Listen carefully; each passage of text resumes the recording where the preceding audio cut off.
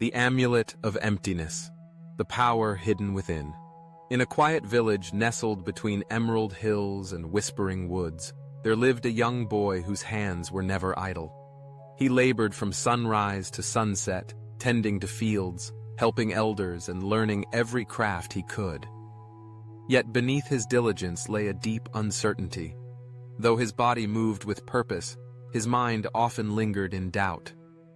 "Will I ever succeed?" he would ask himself. That question clung to his heart like morning mist, heavy and unshakable. Because of this self-doubt, he became easily irritated. The slightest word of criticism stung like a wound. He envied others' confidence and grew restless whenever he compared their accomplishments to his own. He was imprisoned not by circumstance, but by the bars of his own disbelief. One day, the village was stirred by the arrival of a revered monk, a silent, luminous figure known for his wisdom. When the boy heard this news, something stirred within him, a flicker of hope. Perhaps this monk could unlock the door he could not open himself. He approached the monk with earnest eyes and said, "Master, I work hard. I pour my heart into all that I do. But success escapes me. No matter how much I try, I always feel like I'm not enough. Please, show me the way." The monk gazed into the boy's troubled face and remained quiet for a long while. Then he reached into the folds of his robe and pulled out a small amulet, bound with thread and sealed with wax. "This," the monk said softly, "contains mantras of great power. It will dissolve every obstacle that stands in your path. But before it can help you, you must do one thing." The boy leaned forward. "You must spend a night alone," the monk continued, "in the village crematorium." The boy's breath caught. The crematorium, a place haunted by the memories of the dead, cloaked in darkness and smoke. "Master," he whispered, trembling, "how can I endure a night in such a place? I am afraid." The monk smiled gently. "Take this amulet with you. It will protect you. Trust it, and trust yourself." Though fear gripped his chest like a vice, something stronger stirred within, the faint flame of faith. That night, as the sun melted into the horizon and shadows stretched their long fingers, the boy walked slowly to the crematorium, the amulet clutched tightly in his palm. The night was long.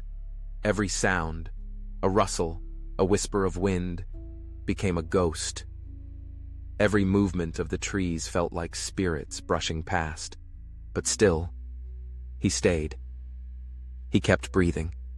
He kept his eyes open, then closed, then open again. The fear came in waves, but so did a quiet resolve. With each hour, his trust in the amulet grew, and without realizing it, his trust in himself grew too.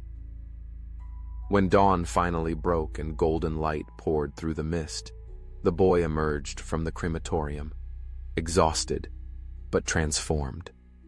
He ran to the monk, amulet in hand, face alight with awe. "Master," he cried, "this amulet is truly miraculous. I was terrified, but it protected me. I stayed the whole night. I am certain now, with this amulet, I can overcome anything." The monk said nothing. He simply placed a hand on the boy's shoulder and smiled. From that day on, the boy changed. He no longer hesitated in his efforts. He no longer doubted whether he would succeed. Every task he took up, he believed in the power of the amulet. And in time, his life blossomed. His crops flourished, his mind grew calm, and people came to him for help and guidance. Within a year, he had become one of the most respected and accomplished young men in the village. One day, as seasons turned and flowers once again bloomed in the fields, the monk returned. The boy, now a young man, ran to greet him, full of gratitude. "Master," he said, placing the amulet in the monk's hand, "I cannot thank you enough. Everything I have, it is because of this amulet you gave me." The monk held the amulet in his palm, then carefully untied it. Slowly, he opened the wax seal. Inside was nothing. The boy blinked. But there are no mantras, no writing. It's empty. The monk's eyes twinkled. Yes, he said. It always was. The boy stared, confused. The amulet contained no magic, the monk continued. What changed your life was not this object. It was your faith in the amulet, and unknowingly, in yourself. He paused, letting the silence settle. You believed that something powerful protected you, and in that belief, your fear faded.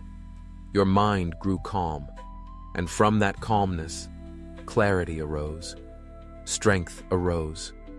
Confidence arose. You became your own amulet. The boy felt as if the world had stopped. His breath softened. His chest warmed with understanding. All along, the monk said, your chains were made of thought, and your freedom was always inside you, waiting to be seen. The young man bowed deeply, and for the first time, he no longer needed to hold the amulet. He held something far more precious, the quiet certainty that he was enough. There are moments in our lives when we seek magic outside ourselves, in objects, in people, in signs from the universe.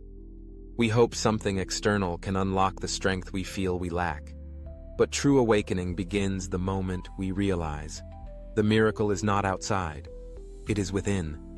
Faith is not blind belief. It is the courage to trust our path, even when the way is unclear. When we anchor ourselves in self-belief, we find we can walk through fire, sit in darkness, and emerge into light. Not because of some external charm, but because the mind, when steady and believing, is the greatest charm of all. No amulet is needed to face the night, just the stillness of breath, the strength of presence, and the quiet reminder, you are already enough.